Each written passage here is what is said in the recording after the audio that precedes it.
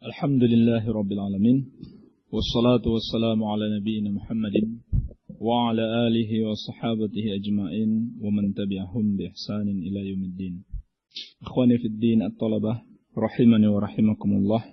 Insyaallah taala kita akan melanjutkan pelajaran usulul fiqh pada kitab Al-Usul min Ilmi al-Usul karya Al-Imam Al-Allamah Faqihul Asr Al-Syekh Muhammad bin Shalih Al-Utsaimin rahimahullahu ta'ala rahmatan wasi'ah. Kita masih dalam pembahasan al-kalam. Pada pertemuan yang sebelumnya, kita telah masuk pada aqsamul kalam. Aqsam al-kalam. Taib. Aqsamul kalam bi'tibari imkani wasfihi bis-sidqi wal-kadhib yanqasimu ila qismain. Aqsamul kalam bi'tibari imkani wasfihi bis-sidqi awil kadhib yanqasimu ila qismain. Kalam terbagi dua, dilihat dari sisi pensifatannya dengan kebenaran atau kejujuran atau kedustaan. Apa saja itu atau al-khabar wal insya. Ahsan tabarakallahu fik. Al-khabar wal insya. Iya. Al-khabar wal insya. Ma makna al-khabar? Yaqub. Al-khabar ma yumkinu an yusafa bis-sidqi aw al-kadhibi li dhatihi. Ma makna al-insya? Ya, akhi. Antum enggak ada? Insya kebalikannya khabar. Ma la yumkin ayyusafa bis-sidqi aw al-kadhib. Taib. Wa kharaja biqaulina li dhatihi. Apa yang dimaksud dengan li dhatihi? Ya, man? Siapa akhi? Antum? Li dhatihi maksudnya apa? Apa? Pada khabar itu sendiri. Keluar darinya apa? Hah? La. Itu kharaja biqaulina ayyusafa bis-sidqi aw al-kadhib al-insya. Sekarang li dhatihi. Hah? Apa? Al-mukhbir bihi. Al-mukhbir, apa artinya al-mukhbir? Yang mengabarkan. Taib. Yang mengabarkan itu ada tiga. Ada tiga pembagiannya. Ada tiga macam. Apa saja itu? Akhi. Taib. Al-khabar, al-qudum, bil-ghaib. Taib. Contoh, al-khabar bi'tibaril mukhbir bihi ma la yumkin wasfuhu bis-sidqi kal-khabir anil mustahil syar'an aw aqlan. Contoh syar'an ya, man? Siapa? Jabir, orang yang mengaku adanya kerasulan setelah Nabi sallallahu alaihi wasallam, setelah diutusnya Nabi sallallahu alaihi wasallam. Contoh lain, Anas secara syar'i. Contoh lain apa? Khabar dukun misalkan. Enggak bisa dipercaya. Khabar dari kahin, dukun. Baik, enggak boleh dipercaya secara syar'i. Secara syar'i enggak boleh dipercaya. Contoh al-khabar anil mustahil aqlan. Di belakang Abu Ilyas siapa namanya? Antum? Al-khabar anil mustahil. Orang yang mengabarkan tentang suatu mustahil secara akal. Contohnya apa? Hah? Antum? Abu Man? Abu Faruq? Contohnya? Tapi diam. Ya mungkin saja. Tadinya bergerak, kemudian diam. Kan mungkin saja. Harus ditambah keterangan lagi. Dalam satu waktu misalkan. Dalam satu waktu. Kalau berbeda waktunya, tadinya bergerak, kemudian diam. Mungkin. Iya. Contoh al-insya. Contoh al-insya. Man ya akhi Salman? Enggak hadir antum ya? Tapi bisa enggak berikan contoh? Al-insya. Al-insya maknanya ma la yumkin ayyusafa bis-sidqi awil kadhib. Yang tidak mungkin disifatkan dengan dusta atau benar. Antum enggak hadir ya? Nanti antum dengarkan rekamannya. Pertanyaan sama atau antum ya akhi Ali. Al-amr wan nahyu, perintah dan larangan. Contoh lain, Muhammad, apa? Tamanni, taraji, atau istifham. Taib. Wa qad yakunul kalam khabaran insya'an. Bisa jadi al-kalam khabar dan insya'. Contohnya apa? Ya, man? Abu Abdurrauf. Wa'budullaha wa la tusyriku bihi syai'an. Ini apa? Khabar atau insya'? Insya'. Bisa enggak dia menjadi khabar? Bisa. Maknanya jadi bagaimana? Dari sisi apa dikatakan khabar? Dari sisi apa? Apa? Dan sifatannya apa? Adanya perintah. Perintah insya atau khabar? Insya. Sekarang antum bilang bisa dijadikan khabar. Dari sisi apa? Kalau dilihat dari definisi khabar, ma yumkin ayyusafa bis-sidqi awil kadhib li dhatihi, maka dia tidak masuk dalam kategori khabar. Sebab dia tidak bisa disifatkan dengan al-kadhib min haitsu al-mukhbir bihi. Min haitsu al-mukhbir bihi. Tetapi kalau dihilangkan makna li dhatihi atau dihilangkan makna al-mukhbir bihi, tidak dilihat siapa yang mengabarkannya, maka mungkin menjadi khabar. Yaitu bagi orang-orang yang tidak percaya kepada Allah Subhanahu wa taala dan Rasulnya. Makna khabar, yakni Allah satu-satunya sesembahan yang hak. Dan semua yang dipersekutukan dengan selain Allah adalah batil. Ini makna khabar. Dan contoh lain apa? Al-fadhul uqud. Al-fadhul uqud al-lafdhiyah. Atau siyagul uqud al-lafdhiyah. Itu dari sisi i'tibar dilalatihi ala ma fi nafsil aqid khabar. Penunjukan atas apa yang ada pada diri orang yang membuat akad itu adalah khabar. Yakni dia mengabarkan, ini barang sudah bukan milik saya misalkan. Bi'tu. Lalu seorang penjual mengatakan bi'tu. Lalu pembeli mengatakan wa qabiltu. Dan aku terima. Ini bermakna khabar. Dari sisi apa? Menunjukkan sesuatu yang ada pada diri orang yang membuat akad tersebut. Apa itu? Ya, barang itu, dia kabarkan barang itu sudah bukan milik saya. Dan orang yang menerima, dia mengabarkan barang ini sudah jadi milik saya. Karena saya sudah beli. Iya. Ini dari sisi khabar. Adapun dari sisi, sah atau tidaknya akad tersebut, disebut sebagai apa? Insya. Disebut sebagai insya. Baik, kita masuk pada pelajaran berikutnya. Qala al-muallif rahimahullah, al-haqiqatu wal majaz. Al-haqiqah wal majaz. Antum belum punya buku? Sama? Pakai ini dulu sementara. Al-haqiqatu wal majaz.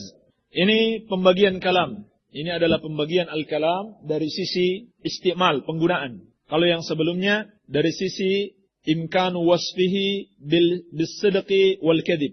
Kemungkinan disifatkan ini khabar benar atau khabar dusta. Sekarang adalah pembagian al-kalam dari sisi penggunaannya. Qala Syekh rahimahullah, wa yanqasimul kalam min haitsul isti'mal ila haqiqatin wa majazin.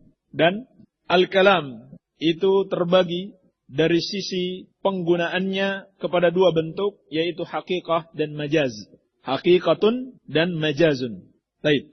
Akan tetapi pembagian ini sebetulnya hanyalah terjadi pada hari ini. Pada kebanyakan ulama usul hari ini. Adapun di masa al-qurun al-mufaddalah, di masa sahabat tabi'in wa tabi'ut tabi'in, tidak ada pembagian seperti ini. Tidak ada pembagian seperti ini. Tidak ada pembagian al-haqiqah dan al-majaz. Sehingga pembagian seperti ini sebetulnya termasuk dalam kategori pembagian yang bid'ah, yang hadis, yang mengada-ngada di dalam agama. Sebab kenyataannya ahlul bid'ah itu mempergunakan pembagian seperti ini untuk mendukung mazhab mereka yang batil. Pendapat mereka yang batil. Hakikat itu kan sesuai hakikat. Kalau majaz tidak sesuai hakikat. Nah di sini ahlul bid'ah menggunakan pembagian ini sebagai senjata mereka. Seperti mereka tafsirkan firman Allah Subhanahu wa taala, "Wa jaa'a rabbuka wal malaku saffan saffa." Dan Rabbmu itu datang. Demikian pula para malaikat dalam keadaan mereka bersaf-saf. Maka Ahlus Sunnah wal Jamaah menetapkan Allah Subhanahu wa taala memiliki sifat al-maji sesuai dengan hakikatnya. Tetapi Ahlul Bid'ah mengatakan itu hanya majaz, bukan secara hakiki. Kalau begitu apa? Ini pembagian yang menyimpang kalau dilihat dari sisi ini. Walaupun nanti ada sisi-sisi yang lain yang mungkin benar. Pembagian ini bisa dibawa kepada makna yang benar. Oleh karena itu perlu diketahui bahwasannya pembagian seperti ini sesuatu yang hadits, sesuatu yang baru, sehingga diingkari oleh para ulama al-muhaqqiqin seperti Syekhul Islam Ibnu Taimiyah, Al-Imam Ibnu Qayyim dan para ulama yang lainnya. Iya. Dan Syekh di dalam syarahnya beliau menjelaskan ada dua alasan kenapa beliau menyebutkan pembagian ini di dalam kitab beliau. Alasan yang pertama, ketika beliau menulis pembagian ini belum menjadi jelas bagi beliau. Belum menjadi jelas bahwa sebetulnya secara hakiki tidak ada yang namanya pembagian al-haqiqah dan al-majaz. Tidak ada pembagian al-haqiqah dan majaz. Yang kedua kata Syekh, sebab beliau mengikuti kurikulum. Beliau mengikuti kurikulum yang ada di ma'had waktu itu. Namun beliau memberikan tanbih. Nanti insyaAllah pada bagian akhir dari bab ini akan ada tanbih dari Syekh bahwasannya sesungguhnya pembagian ini hakikatnya tidaklah ada pada masa salaf. Iya. Demikian pula Ahlul Bid'ah menafsirkan Ar-Rahman 'alal arsy istawa. Allah Ar-Rahman istiwa di atas arsy. Mereka mengingkari istilah istiwa, mengingkari makna istiwa secara hakiki. Kenapa? Karena mereka membawanya kepada makna majaz. Makna majaz. Baik, ini sebagai peringatan dan nanti pada bagian akhir akan diberikan tanbih oleh Asy-Syaikh. Jadi, istilah seperti ini perlu juga diketahui sebab kebanyakan al-usuliyin di zaman ini membagi yang seperti itu. Baik. Namun perlu kita tegaskan ini merupakan pembagian yang hadis sehingga jangan sampai maknanya hakiki dibawa kepada makna majaz. Ini yang salah. Makna yang sebetulnya hakiki dibawa kepada makna majaz. Dan insyaallah taala pada bagian akhir akan lebih jelas lagi. Baik, qala al-muallif rahimahullah fal haqiqah. Adapun yang dimaksud dengan haqiqah hiya al-lafdzul musta'mal fi ma wudi'a lahu. Al-haqiqah adalah lafaz yang digunakan untuk sesuatu yang diletakkan baginya. Ini makna haqiqah secara istilah. Iya. Adapun makna lughah, haqiqah itu adalah asy-syai'u tsabit al-muakkad. Al-haqiqah adalah asy-syai'u tsabit al-muakkad. Sesuatu yang sabit, yang benar-benar ada, al-muakkad, yang ditekankan. Ini yang dimaksud dengan haqiqah. Adapun majaz, menurut lughah, maknanya adalah makanul jawaz, yakni makanul ubur. Apa maknanya? Makanul ubur, tempat untuk dilewati. Tempat untuk dilewati.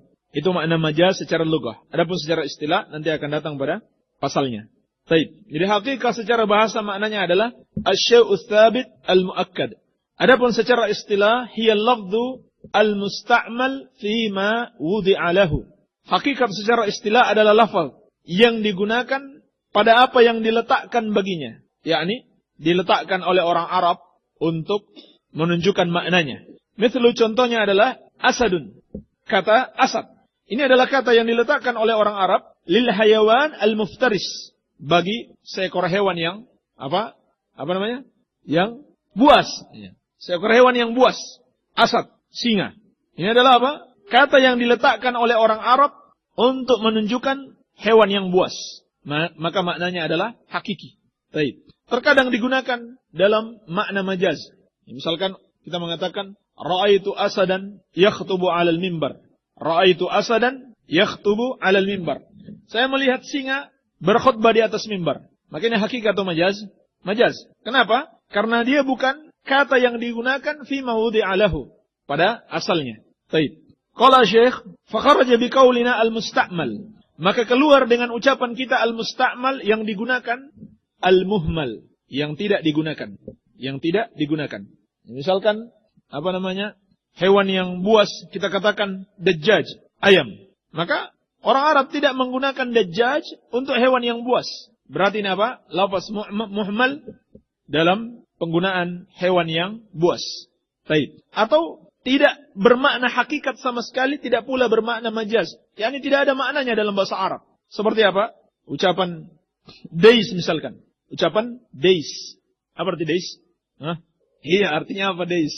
Ada yang tahu arti dais? Jamaknya day. Hari. Gak tahu bahasa Inggris ya?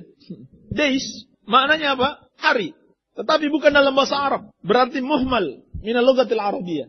Dia tidak digunakan, dibuang dari bahasa Arab. Walaupun dalam bahasa Inggris maknanya hari-hari. Maknanya ada. Maka ini bukan hakikat namanya. Maka fala yusamma haqiqatan wala majazan. Days tidak dinamakan hakikat, tidak pula dinamakan majaz.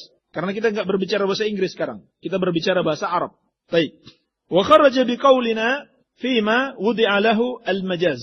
Dan keluar dengan ucapan kita fima wudi'a lahu, apa yang diletakkan baginya al-majaz.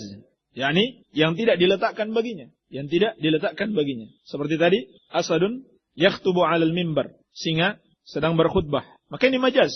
Dia tidak secara hakiki, sebab singa tidak pernah berkhutbah di atas mimbar. Baik. Wa tanqasimul haqiqah ila thalathati aqsam. Beliau akan masuk pada pembahasan aqsam al-haqiqah, macam-macam hakikat. Hakikat itu terbagi menjadi 3 bentuk. Lugawiyah, wa syar'iyyah, wa urfiyah. Yaitu hakikat lugawiyah, hakikat syar'iyyah, dan hakikat urfiyah, adat. Hakikat bahasa, hakikat syariat, dan hakikat adat. Fal lugawiyah, adapun yang dimaksud dengan hakikat lugawiyah, hiya lafdzul musta'mal fima wudi'a lahu fil lughah. Hakikat lugawiyah adalah lafaz yang digunakan pada apa yang diletakkan baginya dalam al-lughah, dalam bahasa Arab. Dan ini al-asal, dan ini merupakan hukum asal. Ini perlu dicatat. Al-lughawiyah, hakikatul lughawiyah adalah al-asal. Adalah al-asal.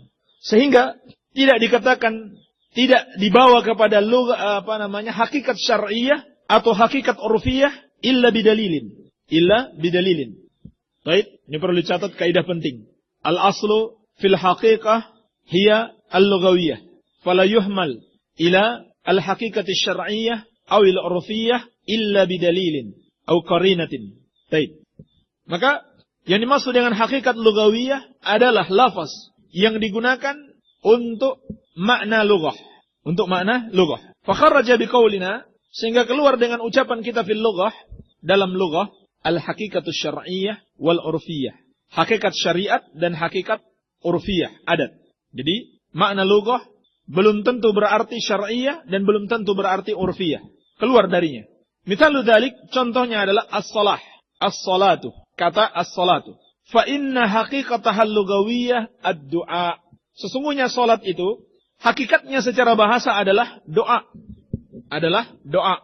Walaupun ulama juga khilaf dalam masalah ini dan sudah kita jelaskan dalam pelajaran fikih, pendapat yang dirajihkan al-Imam Al-Qayyim rahimahullah bukan makna doa. Tetapi kebanyakan ulama menggunakan kata ad-du'a untuk apa? Makna salat. Fatuhmalu alaihi fi kalami ahli lughah.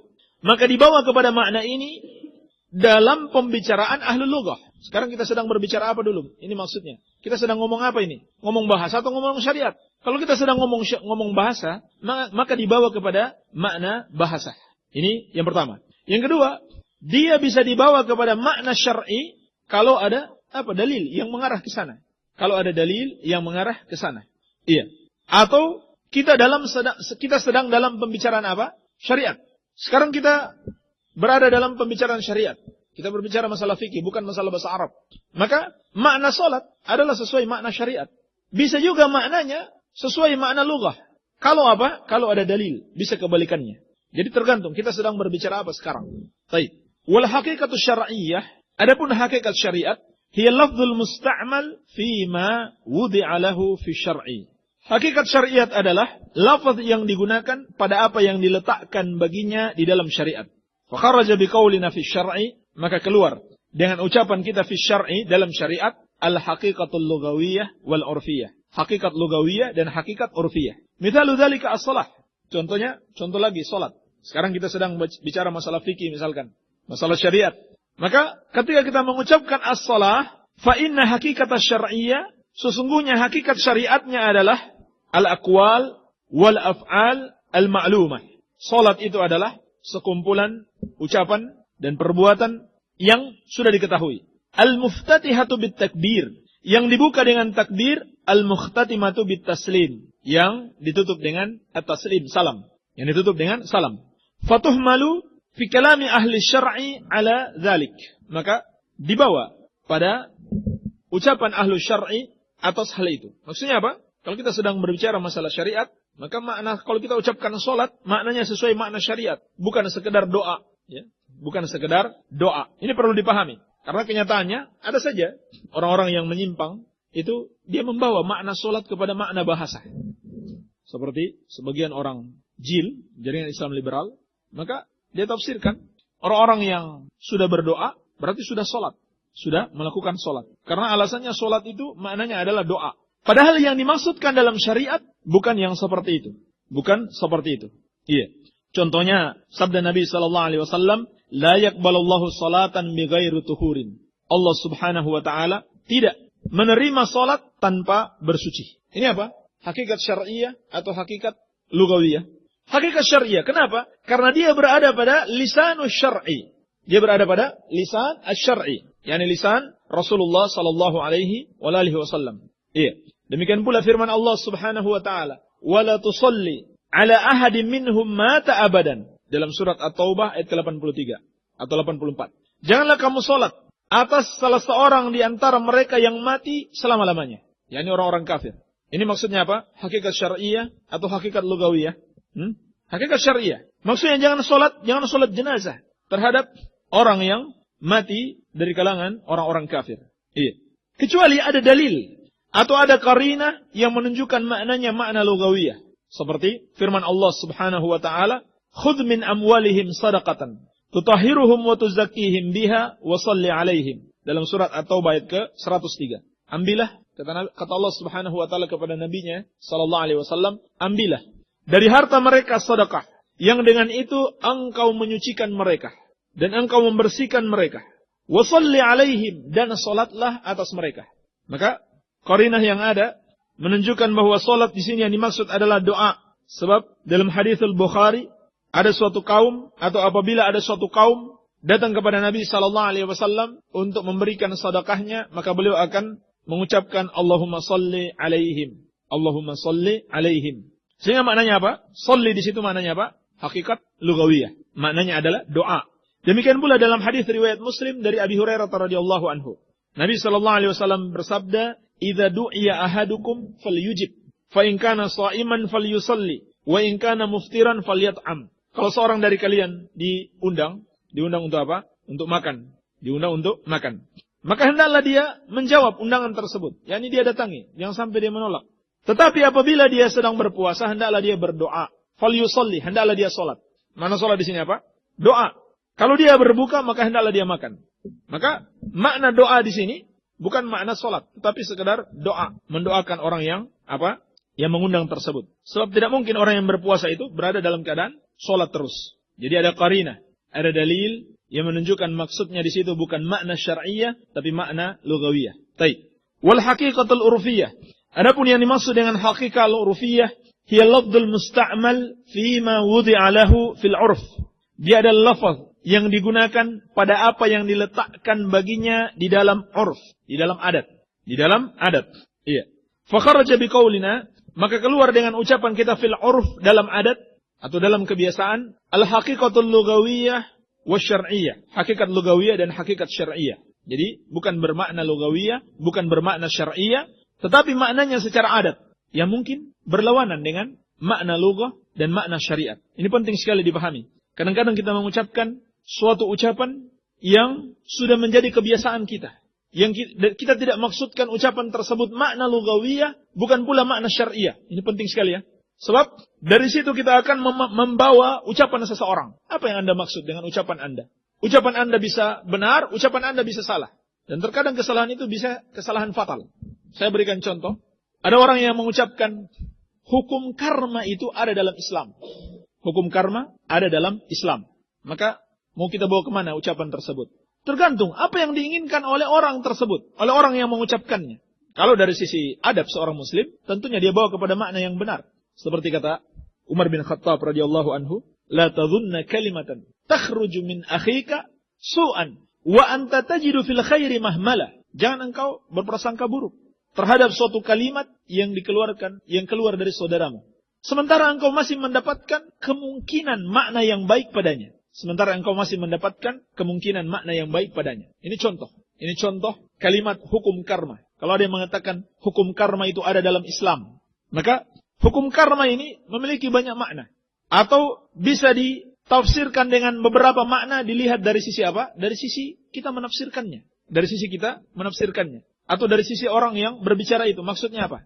Kalau dia maksudkan menurut bahasa Indonesia yang benar, ya, ini saya hanya berbicara kemungkinan saja. Mungkin maknanya jelek. Yaitu makna yang dimaksudkan oleh orang-orang Hindu dan Buddha.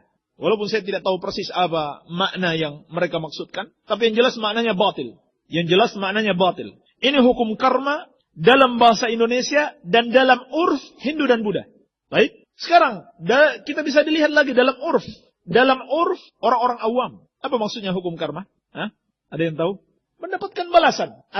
Balasan setimpal atas perbuatan seseorang. Ini orang-orang awam. Kalau mendengarkan hukum karma, maksudnya adalah mendapatkan balasan setimpal. Ini sesuai syariat atau tidak? Sesuai syariat. Siapa yang melakukan sesuatu, dia akan mendapatkan balasan setimpal. Yang dia lakukan baik, balasannya setimpal, kebaikan. Kalau dia lakukan jahat, balasannya juga setimpal. Dia akan mendapatkan balasan setimpal.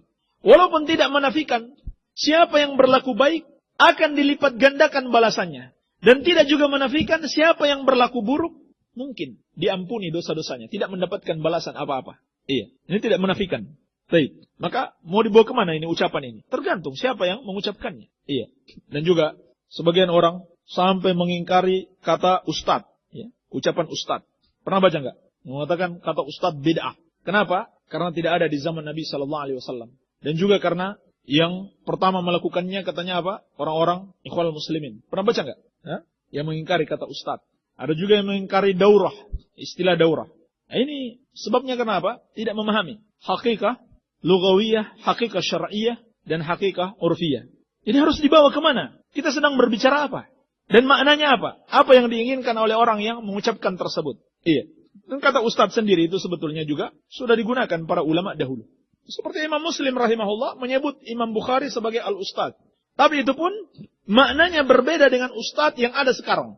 Itu pun maknanya berbeda dengan ustadz yang ada sekarang. Kalau dulu disebut ustadz siapa? Muhaddits kabir. Iya. Kalau sekarang, ini juga bermakna macam-macam maknanya. Kalau ustadz di Saudi Arabia, itu maknanya profesor. Maknanya profesor. Iya. Jadi antum, kalau di sini, sampai ada kejadian, ada seorang syekh datang ke Indonesia, kemudian ada acara, lalu pembawa acara itu mempersilahkan seorang ustadz untuk memberikan apa? Kata sambutan. Disebut al-ustadz fulan falyatafaddal. Wah, syekh langsung kaget. Wah, ini profesor ada di sini ternyata. Padahal di sini kalau disebut ustadz, sekedar dia pengajar. Pengajar anak TPA pun disebut ustadz. Ya. Pengajar anak TPA pun disebut ustadz. Baik. Jadi harus dilihat maknanya apa. Iya. Kemudian syekh memberikan contoh. Mithalu dzalik ad-dabah. Contohnya adalah ad-dabah. Fa inna haqiqatah al-urfiyah dzatul arba. Sesungguhnya hakikatnya secara urf adalah dzatul arba minal hayawan. Yang memiliki 4 kaki atau 2 kaki dan 2 tangan, jadi 4 minal hayawan, dari jenis hewan. Fatuhmalu alaihi fi kalami ahli al-urf. Maka dia dibawa pada makna tersebut dalam pembicaraan ahlul urf. Dalam pembicaraan ahlul urf, orang yang memiliki kebiasaan tersebut. Walaupun ini juga masih bisa diperinci. Ini kebiasaan menurut siapa? Menurut penduduk apa? Satu kampung, misalkan. Kalau mereka mengatakan ad-dabah, itu artinya apa? Hewan berkaki 4. Hewan berkaki 4. Kalau di kampung yang lain, kalau mereka katakan dabah, maka itu maknanya himar. Enggak semua disebut dabah. Tetapi khusus bagi al-himar. Ini ada. Yakni keledai. Di kampung yang lain lagi, kalau mereka mengatakan dabah, maknanya apa? Mayurkab. Apa yang dinaiki, dikendarai. Maka itu dimaksud dengan dabah. Iya. Jadi harus diperhatikan ya. Makna-makna ini. Kita sedang, berbicara dalam makna apa? Apakah dalam makna lugawiyah? Apakah makna syar'iyah? Ataukah makna urfiyah? Baik. Sekarang, penjelasan tentang faidah. Mengenal yang seperti ini. Kata Syekh, wa faidatu ma'rifati taqsimil haqiqah ila thalathati aqsam. Dan faidah mengetahui pembagian hakikat kepada 3 bentuk adalah an-nahmila kulla lafdhin ala ma'nahu al-haqiqi fi mawdi'i istimalihi. Kita membawa setiap lafaz kepada maknanya yang hakiki pada tempat penggunaannya. Perhatikan ini. Ini kesimpulan dari apa yang kita jelaskan. Ini faidahnya. Penting sekali faidahnya. Hendaklah kita membawa setiap lafaz kepada maknanya yang hakiki, maknanya yang sebenarnya pada tempat penggunaannya. Ini perhatikan ucapan Syekh fi mawdi istimalihi, fi mawdi istimalihi, pada tempat penggunaannya. Sekarang kita menggunakan lafaz ini untuk apa? Ya, seperti yang saya contohkan tadi, ada yang sampai subhanallah dia mentahdir saudaranya, mentahdir ustadznya. Kenapa? Ustadznya mengatakan hukum karma ada dalam Islam. Kemudian dia cari di kamus. Ini hukum karma maknanya begini begitu bertentangan dengan Islam. Demikian pula menurut urf orang Hindu dan Buddha, hukum karma itu begini dan begitu bertentangan dengan Islam. Berarti ustadz ini merusak akidah. Begitu kesimpulannya. Bahkan disebarkan di internet, subhanallah. Ini bukan adat seorang muslim. Tapi harus diketahui apa yang dimaksud oleh ustadz tersebut. Harus dilihat pada maudhi'u istimalihi. Tempat dia menggunakannya. Dia maksudkan untuk apa maksudnya? Iya. Fayuhmalu fi istimali ahli lughah 'ala al-haqiqatil lughawiyah. Maka dibawa pada makna ahlul lughah, maka dibawa kepada penggunaan ahlul lughah sesuai makna lughawiyah. Kalau maknanya lughawiyah, dibawa kepada makna penggunaan ahlul lughah. Iya. Wa fi istimali syar'i 'ala al-haqiqati syar'iyyah. Demikian pula dibawa kepada makna syar'i sesuai hakikat syar'iyyah. Wa fi istimali ahli al-'urf, adapun dalam penggunaan ahlul 'urf 'ala al-haqiqatil urfiyah, dibawa kepada makna hakikat urfiyah. Jadi kesimpulannya kita harus pintar-pintar melihat ini suatu bahasa itu apa yang dimaukan. makna lugawiyah, atau makna syar'iyah, atau makna urfiyah. Baik. Contoh penerapan kaidah ini. Di dalam as-safar, kata as-safar. Di dalam kata as-safar. Baik. Kata as-safar di dalam Al-Quran was sunnah, apa maknanya? Apakah dia memiliki makna syar'iyah, atau makna lugawiyah, atau makna urfiyah? Baik. Kalau makna syar'iyah misalkan. Kalau makna syar'iyah, atau makna lugawiyah. Batasannya apa? Sebagian ulama memberikan batasan dengan waktu. Sebagian mengatakan safar itu 3 hari. Ternyata ada dalil lain, safar itu 20 hari. Ulama lain mengatakan safar ini jumlahnya sekian hari, yang lain mengatakan sekian hari. Berbeda-beda pendapat. Dalil-dalil juga menunjukkan perbedaan-perbedaan. Ini kalau dilihat dari makna lugawiyah atau syar'iyah. Jadi tidak didapati di situ suatu makna khusus. Sebagian ulama itu mendefinisikan safar, yakni safar yang membolehkan seseorang untuk mengqasar salat dan berbuka puasa dari sisi al-masafah, Ternyata dalil-dalil yang ada juga menunjukkan masafahnya berbeda-beda. Dan ulama juga memberikan batasan masafah, jarak itu berbeda-beda. Ada yang mengatakan jarak sekian, ada yang mengatakan jarak sekian. Maka tidak ada suatu makna yang bisa dipegang. Sehingga ini adalah merupakan qarinah-qarinah. Kalau makna syariah tidak didapati, makna lugawiyah tidak didapati, maka ini merupakan qarinah untuk dibawa kepada makna urfiyah, makna adat. Maka inilah yang dipilih oleh Syekhul Islam Ibn Taimiyah rahimahullahu ta'ala. Bahwa safar tersebut mestinya dilihat dari makna urfiyah. Dan makna urfiyah untuk orang Arab berbeda dengan yang selain Arab. Bisa jadi berbeda. Untuk suatu kota berbeda dengan kota yang lain. Untuk suatu kampung berbeda dengan kampung yang lain. Sehingga safar bisa jadi dekat, bisa jadi jauh. Tergantung urf, kebiasaan masyarakat tersebut. Iya. Ini dari sisi jaraknya. Tergantung urf masyarakat tersebut. Kemana mereka anggap safar? Kalau kita misalkan ke Banjar, itu mah perjalanan biasa. Belum bisa dianggap safar. Walaupun dulu mungkin urufnya berbeda. Dulu kalau orang ke Banjar dianggap sudah safar. Kalau sekarang urufnya jadi berbeda. Maka hukum itu diikuti sesuai dengan illahnya. Sesuai dengan sebabnya. Iya. Demikian pula dilihat misalkan dari sisi persiapan orang yang melakukan safar. Kalau dia melakukan perjalanan biasa, dia nggak perlu persiapan, bawa perbekalan, bawa baju ganti, bawa makanan. Tapi kita lihat, kalau dia mau melakukan safar, dia siapkan perbekalan, dia siapkan baju ganti dan sebagainya. Berarti dari sisi urfnya sudah bisa dilihat perjalanan yang akan dia lakukan itu adalah perjalanan safar. Dan walaupun jauh, tetapi secara urf itu bukan safar, maka tidak dianggap safar. Sebagai contoh misalkan, orang yang tinggal di pesawat. Mungkin nggak orang tinggal di pesawat? Mungkin saja. Anak istrinya ada di pesawat. Sekolahnya ada di pesawat. Seluruh kebutuhannya semua sudah ada di pesawat. Kalau kurang tinggal beli di warung. Nggak perlu pulang ke rumah. Hari ini dia ada di Indonesia. Besok ada di Saudi Arabia. Secara urf tidak bisa dikatakan orang itu sebagai musafir. Karena dia sudah tinggal di pesawat. Walaupun dia ke sana kemari, tempat tinggalnya di situ. Walaupun misalkan dia punya rumah di bumi.